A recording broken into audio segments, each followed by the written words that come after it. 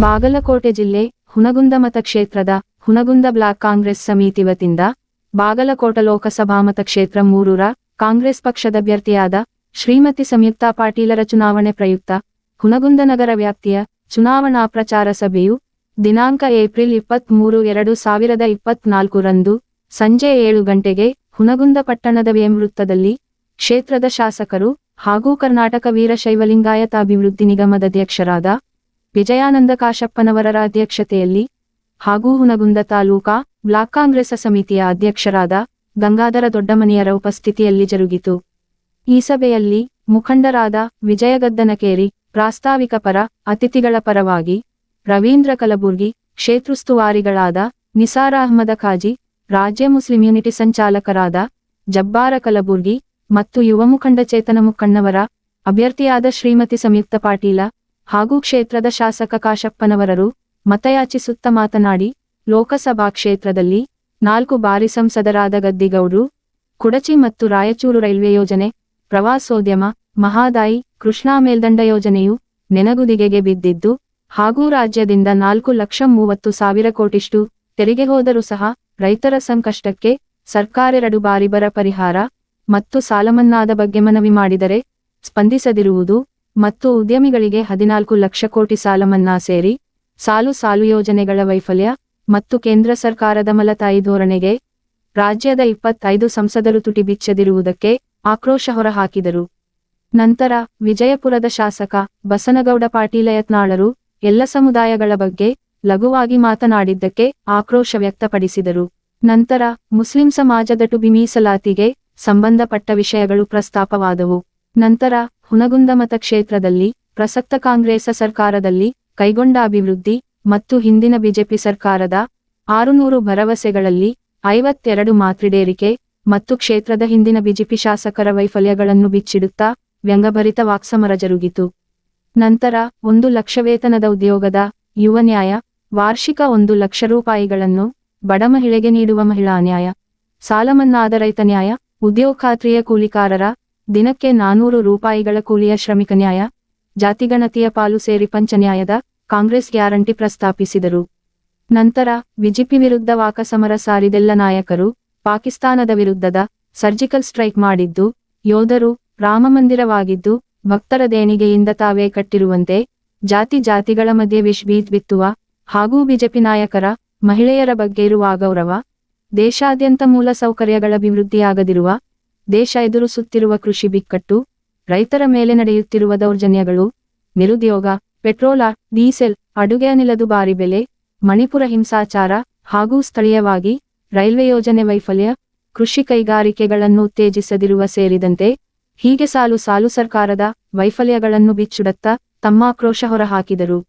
ನಂತರ ಕಾಂಗ್ರೆಸ್ ಪಕ್ಷವು ಸ್ವತಂತ್ರ ನಂತರ 70 ವರ್ಷಗಳ ಅವಧಿಯಲ್ಲಿ ದೇಶವನ್ನು ಹಾಳು ಮಾಡಿದೆ ಎಂಬ ಬಿಜೆಪಿ ಪ್ರಶ್ನೆಗಳಿಗೆ ಪ್ರತಿಕ್ರಿಯಿಸಿ, ನೆಹರು ಅವಧಿಯಲ್ಲಿ ಶೈಕ್ಷಣಿಕ ಕ್ರಾಂತಿ, ಇಂದಿರಾ ಗಾಂಧಿರ ಅವಧಿಯಲ್ಲಿ ಹಸಿರು ಕ್ರಾಂತಿ, ರಾಜೀವ ಗಾಂಧಿಯವರ ಕಾಲದಲ್ಲಿ ವಿಜ್ಞಾನ ತಂತ್ರಜ್ಞಾನ ಬೆಳವಣಿಗೆ ಮತ್ತು 18 ವಯಸ್ಕ ಭಾರತ ಪ್ರಜೆಗಳಿಗೆ ಮತದಾನದ ಅವಕಾಶ ಕಲ್ಪಿಸಿದ್ದಯಾರು ಎಂದು ಪ್ರಶ್ನಿಸುತ್ತಾ ಹಾಗೂ ಆರ್ಥಿಕ ತಜ್ಞ ಮತ್ತು ಮಾಜಿ ಪ್ರಧಾನಿಗಳಾದ ಮನಮೋಹನ ಸಿಂಗರು 72 ಕೋಟಿ ರೈತರ ಸಾಲ ಮನ್ನಾ ಮಾಡಿದ್ದು ಐತಿಹಾಸಿಕವಾದ್ದೆಂದು ಬಣ್ಣಿಸುತ್ತಾ, ಕಾಂಗ್ರೆಸ್ ಪಕ್ಷೆಂದರೆ ಡಾಕ್ಟರ್ ಬಾಬಾ ಸಾಹೇಬ್ ಅಂಬೇಡ್ಕರರು ಸಂವಿಧಾನದಲ್ಲಿ ಕಲ್ಪಿಸಿದ ಸಮಾನತೆ, ಸಮಾಜವಾದ, ಸಮೃದ್ಧಿಗೆ ಪೂರಕವಾಗಿ ನುಡಿದಂತೆ ನಡೆದುಕೊಳ್ಳುವ ಸರ್ಕಾರ ನಮ್ಮದಾಗಿರುವುದರಿಂದ ಕಾಂಗ್ರೆಸ್ ಪಕ್ಷ ನೀಡಿರುವ ಗ್ಯಾರಂಟಿ ಕಾರ್ಡಲ್ಲಿಯ ಕೊಡುಗೆಗಳನ್ನು ಜನರಿಗೆ ತಲುಪಿಸುವ ಕೆಲಸವಾಗಬೇಕೆಂದು ಕಾರ್ಯಕರ್ತರಿಗೆ ಕಿವಿಮಾತು ಹೇಳಿದರು.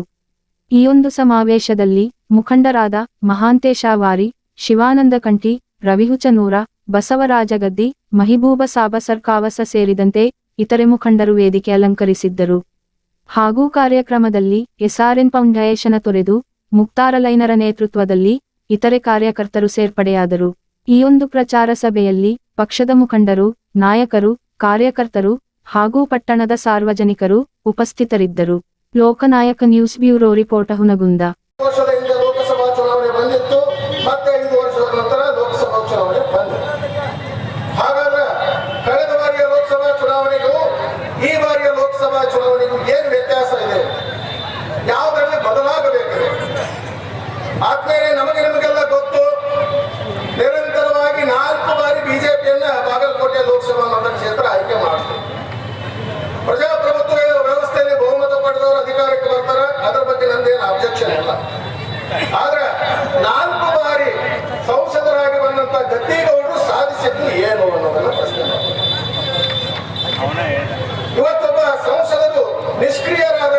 ಅಭಿವೃದ್ಧಿ ಕಾರ್ಯಗಳು ಹೆಂಗೆ ಕುಂಠಿತ ಆಗ್ತಾವ ಅನ್ನೋದನ್ನ ನಾವು ನೀವೆಲ್ಲ ಆಲೋಚನೆ ಮಾಡಬೇಕಾಗಿದೆ. ಗದ್ದಿಗೌಡರ ಬಗ್ಗೆ ಸಾಮಾನ್ಯವಾಗಿ ನೋಡ್ರಿ ಏನ್ ಮಾತಾಡ್ತೀವಿ ನಾವು, ಬಹಳ ಸಂಭಾಯಿತರು, ಯಾರಿಗೂ ಏನು ಅನ್ನೋದಿಲ್ಲ, ಚಲೋ ಅವ್ರು ಬಹಳ ಚಲೋ ಅಂತ ಹೇಳ್ತೀವಿ. ಆ ಸಂಭಾಯಿತರು ಚಲೋ ಅನ್ನೋದೇ ಒಬ್ಬ ಸಂಸದನಿಗೆ ಇರಬೇಕಾದಂತ ಕ್ವಾಲಿಟಿ ಅಲ್ಲ. ಸಂಸದರಾದವರು ಬಾಯಿ ತೆರಿಬೇಕು. ಸಂಸದರಾದವರು ಸಂಸತ್ತಿನಲ್ಲಿ ಬಾಗಲಕೋಟೆ ಲೋಕಸಭಾ ಕ್ಷೇತ್ರದ ಪ್ರತಿ ಸಮಸ್ಯೆಗಳನ್ನ ಎತ್ತಿ ಹಿಡಿಯಬೇಕು, ಧ್ವನಿ ಎತ್ತಬೇಕು. ಆ 4 ವರ್ಷದಲ್ಲಿ ಗದ್ದಿಗೌಡರು ಮಾಡಿದ್ದೇನು? ಅದಕ್ಕೆ ನಾವು ಬೆಳಿಗ್ಗೆ ಒಂದ್ ಕಡೆ ಮಾತಾಡ್ತಿರ್ಬೇಕಾದ್ರೆ ನೆನಪಾದ ಗದ್ದಿಗೌಡರು ಹೇಳಿ, ಹಿಂದೆ ಬಂದರೆ ಒದೆಯಬೇಡಿ, ಪುಣ್ಯಕೋಟಿ. ಆ ಪುಣ್ಯಕೋಟಿಯನ್ನು ಸಂಸದಿಗೆ ಕಳಿಸಿ ನಾವು ಸಾಧನೆ ಮಾಡಬೇಕಾಗಿದೆ ಏನಿದೆ? ಒಂದು ಭತ್ತನ ಬೆಳೆಯಲಿಲ್ಲ, ಒಂದು ಹುಲ್ಲು ಬೆಳೆಯಲಿಲ್ಲ 4 ವರ್ಷದ 4 ಅವಧಿಗಳಲ್ಲಿ.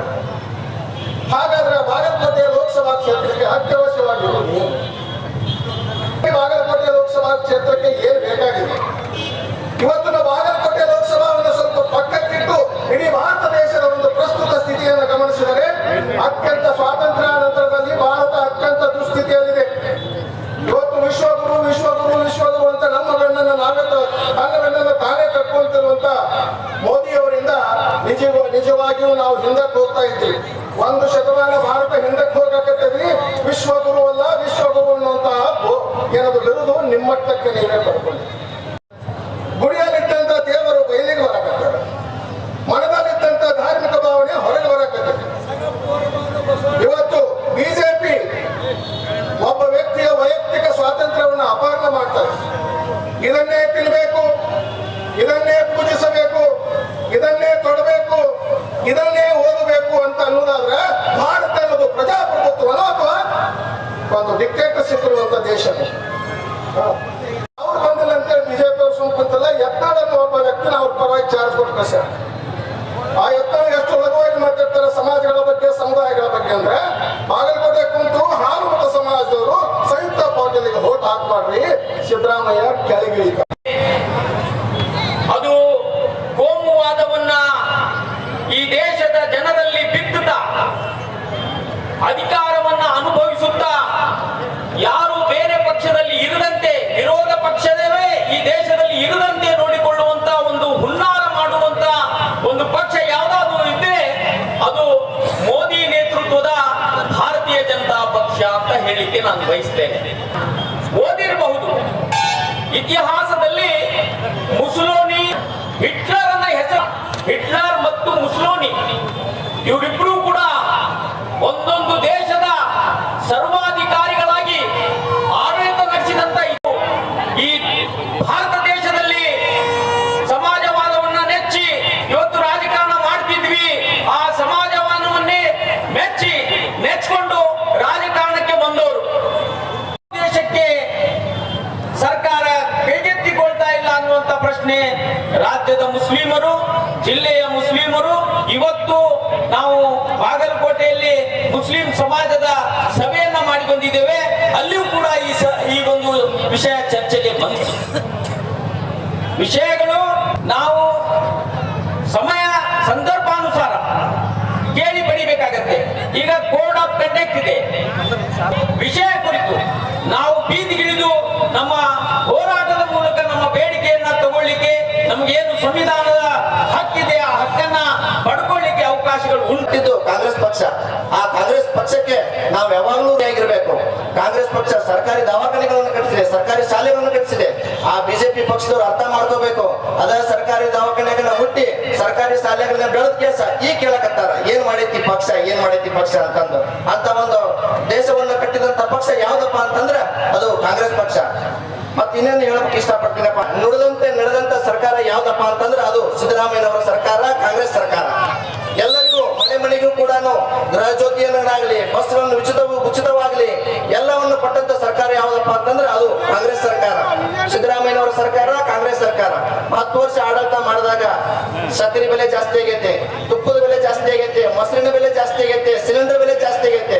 ಇದು ಎಂದವರಿಗೆ ಹೊರೆ ಆಗೈತಪ್ಪ ಅಂತಂದ್ರ ದೇಶದಲ್ಲಿರ್ತಕ್ಕಂಥ ಬಡವರಿಗೆ ಹೊರೆ ಆಗೈತೆ. ಇಂಥ ಒಂದು ಸರ್ಕಾರವನ್ನು ತೆಗೆದು ನಾವು ಕಾಂಗ್ರೆಸ್ ಸರ್ಕಾರವನ್ನ ಬೆಳೆಸಬೇಕು, ಉಳಿಸ್ಬೇಕಂತಂದು ಹೇಳಿ ನನ್ನ 2 ಮಾತುಗಳನ್ನು ಮುಗಿಸ್ತೀನಿ. ತಮ್ಮೆಲ್ಲರೂ ತುಂಬ ಧನ್ಯವಾದ. ನಮ್ಮ ಕರ್ನಾಟಕ ರಾಜ್ಯದಿಂದ ಹೋಗಿರುವಂತಹ 25 ಸಂಸದರು ಒಬ್ಬರು ಕೂಡ ಈ ವಿಷಯವನ್ನ ಸರ್ಕಾರದಲ್ಲಿ ಎತ್ತಲಿಲ್ಲ. ನಮ್ಮ ರೈತರ ಸಂಕಷ್ಟನಾಗದಾರಪ್ಪ, ಅವ್ರಿಗೆ ಸಹಾಯಧನವನ್ನ ನೀಡಿ ಅಂತ ಹೇಳುವಂತಹ ಧೈರ್ಯ ಕೂಡ ನಮ್ಮ ಸಂಸದರಲ್ಲಿ ಇರ್ಲಿಲ್ಲ. ಅವ್ರು ಹೇಳ್ತಾರ ರೈತರು ನಮ್ಮ ಆಧಾರ ಸ್ತಂಭ ಅಂತ. ರೈತರು ಬಳಲುವಂತಹ ಒಂದು ಸಂಕಷ್ಟ ಪರಿಸ್ಥಿತಿಯಲ್ಲಿ ನಮ್ಮ ಹತ್ರ ದುಡ್ಡಿಲ್ಲ ಅಂದ್ರು, ರೈತರ ಸಾಲ ಮನ್ನಾ ಮಾಡ್ರಿ, ದೇಶದೊಳಗೆ ಬರಗಾಲ ಬಿದ್ದೈತಿ ಅಂತ ಅನ್ನುವಂತಹ ಮಾತಿನಲ್ಲಿ ನಮ್ಮ ಹತ್ರ ಸಾಲ ಮನ್ನಾ ಮಾಡಕ್ ದುಡ್ಡಿಲ್ಲ ಅಂದ್ರು, ಅದೇ ಸರ್ಕಾರ ಉದ್ಯಮಿಗಳ 14 ಲಕ್ಷ ಕೋಟಿ ರೂಪಾಯಿ ಸಾಲನ ಮನ್ನಾ ಮಾಡೈತಿ ಅಂತ ನಲ್ಲಿರುವಂತಹ ಎಲ್ಲ ರೈತರಿಗೆ ಹೇಳಕ್ ಇಚ್ಛಪಡ್ತೀನಿ. ಅಲ್ಲ, ಈ ಚುನಾವಣೆ ಕರ್ನಾಟಕ ರಾಜ್ಯದ ರೈತರ ಸ್ವಾಭಿಮಾನದ ಚುನಾವಣೆ ಅಂತ ನಾವು ಈ ಚುನಾವಣೆಯನ್ನು ಎದುರಿಸೋಣ ಅಂತ ನಾನು ನಿಮ್ಗೆಲ್ಲರಿಗೂ ಹೇಳಕ್ ಇಚ್ಛಪಡ್ತೇನೆ. ಈ ಚುನಾವಣೆ ಕರ್ನಾಟಕ ರಾಜ್ಯದೊಳಗಿರುವಂತಹ ಪ್ರತಿ ಒಬ್ಬ ಸ್ವಾಭಿಮಾನಿ ಮಹಿಳೆಯ ಚುನಾವಣೆ ಅಂತ ನಾವು ಈ ಚುನಾವಣೆಯನ್ನು ಎದುರಿಸೋಣ. ಅವರು ಹೇಳ್ತಾರೆ ಒಂದು ಸಂಕಲ್ಪ, ನಮ್ಮ ರಾಜ್ಯಕ್ಕೆ ನಮ್ಮ ದೇಶಕ್ಕೆ 4 ಆಧಾರ ಸ್ತಂಭಗಳದಾವ ಅಂತ ಅವ್ರು ಹೇಳಿದ್ರು. ರೈತ, ಮಹಿಳೆ, ಯುವ ಹಾಗೂ ಬಡವ ಅಂತ ಅವ್ರು ಹೇಳಿದ್ರು. ಇಲ್ಲಿರುವಂತಹ ಎಲ್ಲಾ ನನ್ನ ತಾಯಂದ್ರಿಗೆ ಹೇಳಕ್ ಇಚ್ಛ ಪಡ್ತೀನಿ, ಇವತ್ತು ನಮ್ಮ ಭಾರತ ದೇಶದಲ್ಲಿ ಎಲ್ಲಾ ವಸ್ತುಗಳ ಬೆಲೆ ಹೆಚ್ಚಾಗಿದೆ. ಆ ಬೆಲೆ ಏರಿಕೆಯ ವಿರುದ್ಧ ಒಂದು ಸ್ವಾಭಿಮಾನಿ ಜೀವನವನ್ನ ನಮ್ಮ ರಾಜ್ಯದ ಮಹಿಳೆಯರು ಎದುರಿಸಬೇಕು ಅನ್ನುವಂತಹ ಉದ್ದೇಶದಿಂದ ನಮ್ಮ ರಾಜ್ಯದೊಳಗೆ ನಾವು ಗ್ಯಾರಂಟಿ ಯೋಜನೆಗಳನ್ನ ತಂದೀವಿ ಅಂತ ನಮ್ಮ ತಾಯಂದ್ರಿಗೆ ನಾನು ಮತ್ತೊಮ್ಮೆ ನೆನಪುಕೊಳ್ಳಕ್ಕೆ ಇಷ್ಟಪಡ್ತೀನಿ. ಸರ್ಕಾರದವ್ರು ನಮ್ಗೆ ಹೇಳಿದ್ರಲ್ಲ, ನೀವು ಸರ್ಕಾರವನ್ನ ದಿವಾಳಿ ಮಾಡ್ಲಿಕ್ಕತ್ತೀರಿ ಅಂತ, ಅವ್ರಿಗೊಂದು ಮಾತನ್ನ ಹೇಳಕ್ ಇಚ್ಛ ಪಡ್ತೀನಿ ನಾನು. ಕರ್ನಾಟಕ ರಾಜ್ಯದಲ್ಲಿ ಮೊನ್ನೆ PUC ಫಲಿತಾಂಶ ಬಂತು. PUC ಫಲಿತಾಂಶದಲ್ಲಿ ಕರ್ನಾಟಕ ರಾಜ್ಯಕ್ಕೆ ಟಾಪರ್ ಆಗಿರುವಂತಹ ನಾವಿ ಅವರು ಒಂದ್ ಕಡೆ ಹೇಳ್ತಾರೆ. ಅವ್ರು ಏನ್ ಹೇಳಿದ್ರು ಅಂತಂದ್ರ, ನಮ್ಮ ತಂದೆಯವ್ರದ್ದು ಒಂದು ಕಟಿಂಗ್ ಅಂಗಡಿ ಇತ್ತು, ಅವರು ಕೊರೋನಾ ಸಮಯದಲ್ಲಿ ತೀರ್ ಹೋದ್ರು. ನಮ್ಮ ತಾಯಿ ಒಬ್ಬಕ್ಕೆ ಆಗಿದ್ರು ಮನೆಯೊಳಗ, ಸಂಸಾರವನ್ನ ಹೇಗ್ ನಡೆಸ್ಬೇಕು, ಹೇಗ್ ಮುಂದುವರಿಸ್ಬೇಕು, ನಮ್ಮ ಮಕ್ಕಳನ್ನ ಹೇಗ್ ನೋಡ್ಬೇಕು ಅನ್ನುವಂತಹ ಒಂದು ಸಂದಿಗ್ಧ ಪರಿಸ್ಥಿತಿಯಲ್ಲಿ ನಮ್ಮ ತಾಯಿ ಇದ್ದಾಗ ನಮ್ಮ ತಾಯಿಗೆ ಸಹಕರಿಸಿರುವಂತಹ ಯಾವ್ದಾದ್ರು ಯೋಜನೆ ಇತ್ತು ಅಂತಂದ್ರ ಅದು ಸಿದ್ದರಾಮಯ್ಯನವರ 2,000 ರೂಪಾಯಿ ಅಂತ ಅವ್ರು ಹೇಳ್ತಾರೆ. ನಾಗರಿಕರಾಗಿರುವಂತಹ ನಾವೆಲ್ಲ ಭಿಕ್ಷುಕರ ನಾವನ್ನ ತಿಳ್ಕೋಬೇಕು. ಕರ್ನಾಟಕ ರಾಜ್ಯದಿಂದ ಪ್ರತಿ ವರ್ಷ ನಾವು ಕೇಂದ್ರ ಸರ್ಕಾರಕ್ಕೆ 4,30,000 ಕೋಟಿ ತೆರಿಗೆಯನ್ನ ತುಂಬ್ತೀವಿ. ಎಷ್ಟು ಕೋಟಿ ತೆರಿಗೆಯನ್ನ ತುಂಬಿರುವಂತಹ ಕರ್ನಾಟಕ ರಾಜ್ಯದ ರೈತರಿಗೆ ಒಂದು ಸಂಕಷ್ಟದ ಪರಿಸ್ಥಿತಿಯಲ್ಲಿ ನಾವು ಇದ್ದಾಗ ನಮಗ್ ಸಹಾಯ ಮಾಡ್ರಿ ಅಂತ ಕೇಳಿದ್ರೆ ಅವ್ರು ನಮಗ್ ಹೇಳ್ತಾರ, ನೀವು ನಮಗ್ ಕೈ ಒಡ್ಲಿಕತ್ತೀರಿ, ಗ್ಯಾರಂಟಿಗಳನ್ನ ಕೊಟ್ಟು ಸರ್ಕಾರವನ್ನ ದಿವಾಳಿ ಮಾಡ್ಲಿಕತ್ತೀರಿ ಅನ್ನುವಂತಹ ಮಾತನ್ನ ಹೇಳಿದ್ರು. ನಾವೊಂದು ಮಾತನ್ನ ಹೇಳಕ್ ಇಚ್ಛ ಪಡ್ತೀನಿ. ನಾವು ಗ್ಯಾರಂಟಿಗಳನ್ನ ಕೊಟ್ಟಿರೋದಕ್ಕೆ ಒಂದು ಉದ್ದೇಶ ಇದೆ. ಆ ಉದ್ದೇಶ ಏನು ಅಂತಂದ್ರ, ನಮ್ಮ ಸಮಾಜದಲ್ಲಿ ಕುಟುಂಬವನ್ನ ನಡೆಸುವಂತಹವರು, ಎಲ್ಲರಿಗೂ ನೋಡುವಂತಹವರು ಯಾರಾದ್ರೂ ಇದ್ರು ಅಂತಂದ್ರ ಮಹಿಳೆಯರು. ನಾವು ಮಹಿಳೆಯರಿಗೆ ಸಣ್ಣವರಿದ್ದಾಗಿದ್ದೇ ಚಾಲನೆಯನ್ನು ಮಾಡಿದ್ದೇವೆ. ಇಲ್ಲ, ಇವತ್ತು ಬಡವರಿಗೆ ಹಕ್ಕುಪತ್ರ ಕೊಡದೆ ಇವತ್ತು 5 ವರ್ಷಗಳ ಕಾಲ ಹಕ್ಕುಪತ್ರವನ್ನು ಹಿಡ್ಕೊಂಡು ಕೂತಿದ್ರು. ನಿಮ್ಗೆ ಗೊತ್ತಿದೆ, ಇದೇ ವೇದಿಕೆ ಮೇಲೆ ಸುಮಾರು 941 ಹಕ್ಕುಪತ್ರಗಳನ್ನ ಇವತ್ತು ಕೊಟ್ಟು ಅವರಿಗೆ 500 ಮನೆಗಳನ್ನ ಕಟ್ಟಡಕ್ಕೆ ಕೂಡ ಇವತ್ತು ಮಂಜೂರಾತಿಯನ್ನು ತಂದಿದ್ದೇವೆ. ಇವತ್ತು ತಾಲೂಕಿನಲ್ಲಿ ಸುಮಾರು 3,000 ಬಡವರಿಗೆ ಮನೆಯನ್ನ ಕಟ್ಟೋದಕ್ಕೆ ಈಗಾಗಲೇ ಸರ್ಕಾರದಿಂದ ಮಂಜೂರಾತಿ ತಂದು ಇವತ್ತು ಆ ಮನೆ ಕಟ್ಟಡಗಳೆಲ್ಲ ಬಡವರಿಗೆ ಮನೆಗಳ ಕಟ್ಟುವಂತ ಕೆಲಸ ಇವತ್ತು ಪ್ರಾರಂಭ ಮಾಡಿದ್ರು. ಇವ್ರು ಬಿಜೆಪಿ ಅವರು 1 ಮನೆ ಕೊಟ್ಟರು, 1 ರೈತರಿಗೆ ಬೆಂಬಲ ಬೆಲೆ ಕೊಟ್ಟರು, 1 ರೈತರಿಗೆ ಸಾಲ ಮನ್ನಾ ಮಾಡಿದ್ರು. ಇವರು 600 ಭರವಸೆಗಳನ್ನ ಕೊಟ್ಟಿದ್ರು ಹಿಂದಿನ ಸರ್ಕಾರದವರು. 600 ಭರವಸೆಗಳಲ್ಲಿ ಕೇವಲ ಈಡೇರಿಸಿದ್ದು 52 ಆಶ್ವಾಸನೆಗಳನ್ನು. ಇವತ್ತು ಬಾಗಲಕೋಟೆ ಲೋಕಸಭಾ ಸದಸ್ಯರಾಗಿ ಇವತ್ತು ಸಂಯುಕ್ತ ಪಾಟೀಲ್ ಅವರನ್ನ ಗೆಲ್ಲಿಸುವಂತ ಜವಾಬ್ದಾರಿ, ಅದು ವಿಶೇಷವಾಗಿ ನಮ್ಮ ಹುಡುಗರ ನಗರ ಕೂಡ ಬರುತ್ತನ್ನೊಂದು ವಿಶ್ವಾಸವನ್ನು ನಾನು ಈ ಸಂದರ್ಭದಲ್ಲಿ ವ್ಯಕ್ತಪಡಿಸ್ತೇನೆ. ಇವತ್ತು ಯಾವ ಮಗವನ್ನು ಇಟ್ಕೊಂಡು, ಯಾವ ವಿಚಾರವನ್ನು ಇಟ್ಕೊಂಡು ಅವರು ಜನರ ಬಳಿಗೆ ಮತವನ್ನು ಕೇಳಕ್ ಹೋಗ್ತಾ ಇದ್ದರು ಅನ್ನೋದು ಯಕ್ಷ ಪ್ರಶ್ನೆ. ನಿಮಗೆಲ್ಲ ಗೊತ್ತಿದೆ, ಕಳೆದ 2023ರಲ್ಲಿ ಏನು ಈ ರಾಜ್ಯದಲ್ಲಿ ವಿಧಾನಸಭಾ ಚುನಾವಣೆ ಇವತ್ತು ನಡೀತು. ಈ ರಾಜ್ಯದಲ್ಲಿ ಅವಾಗೂ ಕೂಡ ಆಡಳಿತ ಮಾಡ್ತಿರುವಂತ ಪಕ್ಷ ಭಾರತೀಯ ಜನತಾ ಪಕ್ಷ ಆಗಿತ್ತು. ವೈಖರ್ಯವನ್ನು ನೋಡಿ ಬೇಸತ್ತು ಇವತ್ತು ಭಾರತೀಯ ರಾಷ್ಟ್ರೀಯ ಕಾಂಗ್ರೆಸ್ ಪಕ್ಷವನ್ನ 135 ಶಾಸಕರನ್ನ ಗೆಲ್ಲಿಸೋದ್ರ ಮುಖಾಂತರ ಸ್ಪಷ್ಟ ಬಹುಮತದಿಂದ ಇವತ್ತು ನಿಮ್ಮೆಲ್ಲರ ಆಶೀರ್ವಾದದಿಂದ ಇವತ್ತು ಕಾಂಗ್ರೆಸ್ ಪಕ್ಷ ಅಧಿಕಾರಕ್ಕೆ ಬಂದಿದೆ.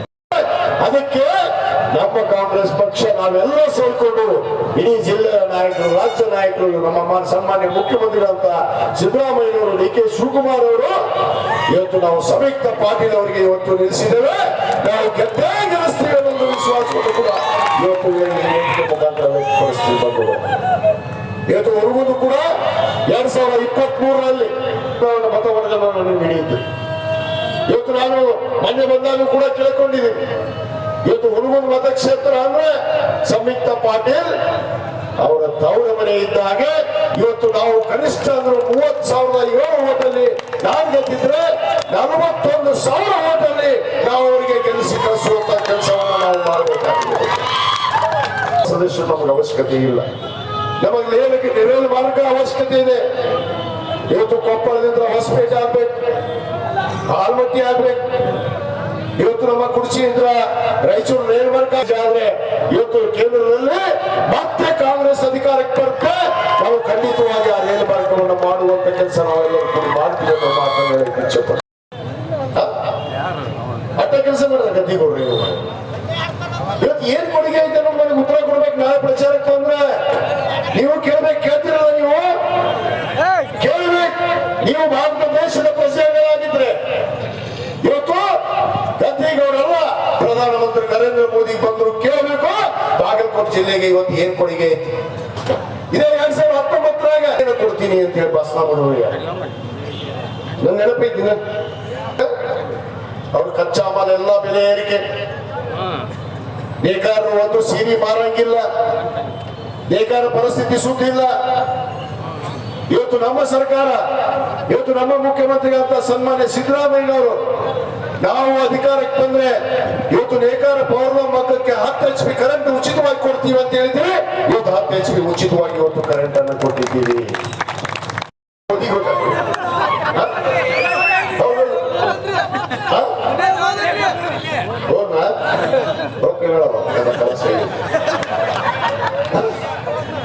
ಯಾಕಪ್ಪ ಮೋದಿ ಕೊಟ್ಟಕಂತ ಹೇಳ್ತೀರಿ? ಮೋದಿ ಏನು ಬೇಡ ನನ್ನ ಪ್ರಶ್ನೆ. ಹೋಗ್ಲಿ, 4 ಬಾರಿ ಸಂಸದರು ಸನ್ಮಾನ್ಯ ಗದ್ದಿಗೌಡರು, 4 ಬಾರಿ ಸಂಸದರು. ಏನು ಕೊಡಿಗೆಪ್ಪ ಹುಡುಗುತ್ತಾರೆ ತಂದು ಕೊಟ್ಟಿವಂತ ನೀನು ಪ್ರಧಾನಿ. ಅದು ಪಕ್ಷದ ಇತಿಹಾಸ, ಕಾಂಗ್ರೆಸ್ ಪಕ್ಷದ ಇತಿಹಾಸ, ಭಾರತ ದೇಶದ ಇತಿಹಾಸ. ಇದು ಅರ್ಥ ಮಾಡ್ಕೊಳ್ರಿ. ಸಂವಿಧಾನವನ್ನ ಖಂಡಿತವಾಗಿ ಬದಲಿ ಮಾಡ್ತಾರ. ನೀವು ಅವ್ರ ಪ್ರಣಾಳಿಕೆಯನ್ನು ತೆಗೆದು ನೋಡ್ರಿ. ಚುನಾವಣೆ ಪ್ರಣಾಳಿಕೆಯಲ್ಲಿ ಮೊದಲನೇದೇನೈತಂದ್ರ ಏನಪ್ಪ ಅದು ಸಿವಿಲ್ ಇನ್ಫಾರ್ಮ್ ಹೇಗೆ ಕೊಡೋದು,